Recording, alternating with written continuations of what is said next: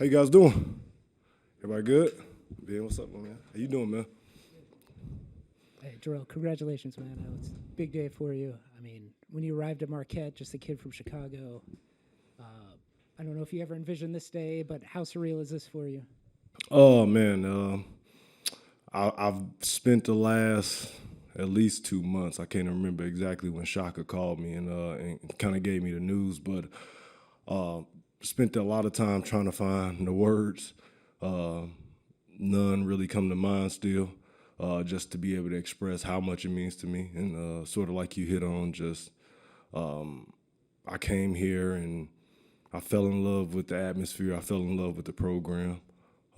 They took a chance on me, and it was at a turn of us going into our inaugural year in the Big East. And more than anything, I wanted to make sure I wanted to challenge myself. I wanted to play against the best, and I knew I had the opportunity to do that at this university. And what this place has given to me as a player, as a man, the relationships that I've built, I still haven't quite found the words to, grasp the feeling. So I'm appreciative, though, and I'm very grateful.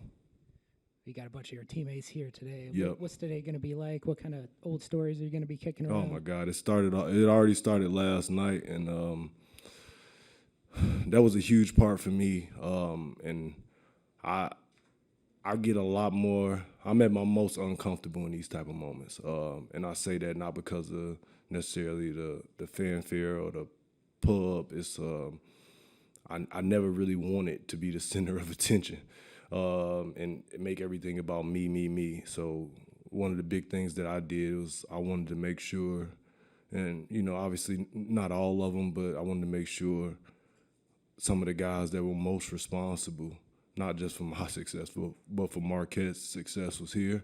I reached out to them personally and asked them to be there, and it kind of already started last night. My roommate, Dwight Burke, and his family came. Wes was able to make it, and he's got a crazy schedule now with a lot of the different things he has going on. Neek was able to make it. And I mean, that to me is more than anything what this is about. I'll probably end up repeating this another 10 times throughout the course of the day, but it's nothing that I accomplished individually in this jersey that those guys didn't have a huge part of. And I owe them more than anything. This isn't just about me, even though it is. It's my jersey that's going up. It's about all of us. I don't get my jersey in the Raptors without Dominique James, without Wesley Matthews, and I'm not gonna get political. They'll get their just due, and they deserve their just due because those two guys are two of the all-time greats that ever put on a jersey as well too. And the thing that set us apart was our connection and how we were able to stay together and kind of try to navigate the waters throughout 4 years. Jerel back here. There's Joshua CBS 58. Congratulations. Thank you. I think you've been back a few times here to this building specifically. Just how much time do you spend up looking up at the jerseys that are already up there, and just the thoughts on the names that you're joining up there as well? I mean, they've had those jerseys up since we were playing in the BC. So it's sort of like one of those things, like Ben said, like when we were here, we saw those jerseys, and we knew how much it meant. And just being honest,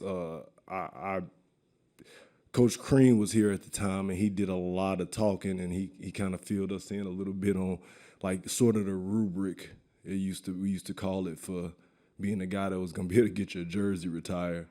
And I think it's changed a little bit. We had to make some slight tweaks and things like that when you get a guy like a Dwayne Wade, and I know like graduating was one of the biggest things, but you get that much money, I don't think you're gonna be able to convince them to come back and actually get enough credit hours. But Bo Ellis, Doc Rivers, Don Coges, I've been fortunate enough where I'm old enough where I've come in contact and actually had the ability to meet a lot of those people, a lot of those heroes. Rest in peace to the great legendary George Thompson. I loved having him. He used to come in and drop in on practice and stuff with us quite a bit as well, too. Just those connections, those are the things that I remember. I wouldn't be here without Coach Bo Ellis, those type of people, my Chicago guys well, too. So it means a ton to me. First of all, congratulations, Jerel. You mentioned the phone call with Shaka. Just, I'm curious, what was that phone call like for you? You know, when you got that call, and was it a call that you were ever expecting? It caught me completely off guard. I was leaving St. Louis. I hopped on an earlier flight at around 5 a.m. Coming from the top 100 camp in St. Louis that I was working. And he called me. So initially, and I talked to Shaka, not every day or nothing, but, quite a bit. So we communicate. So I was assuming he was, maybe, how does this kid look out there, or what do you think about? And he completely caught me off guard with it. And, he let me know that I was going to be going up in the rafters. And I was really, to be honest with you, speechless, emotional right away, because the first thing is, the nostalgia and all the memories that start to rush back in, but more importantly, just all the people who sacrificed for me to get to that point. So that meant a lot to me, and yeah, just forever grateful. You have 4 of your teammates here, like you mentioned, but you also have Buzz here as well, just because it's Maryland. So how cool is it to have your former head coach here to just be with you for this moment as well? I think it's somewhat worked out. I'll say that much, and and I know it's gonna kind of be mixed feelings in terms of how things ended with Buzz tenure, but I was here when we were going through that after Coach Crean left to go to Indiana. Broker was here. I'm sure he was tired of me at that point because I was dumb enough going into my senior year where I was asking him questions I probably shouldn't have been asking him about names and coaches and and I'm sorry. It was some names, and in my mind I'm thinking, hell, who wouldn't want this job? So me, it was kind of like, if we want to get the right guy in. But I'm appreciative because I'll say this: Buzz was a curveball for everybody. I'm not sure a lot of people thought that was the right move, but I give him a ton of credit because it was stabilizing.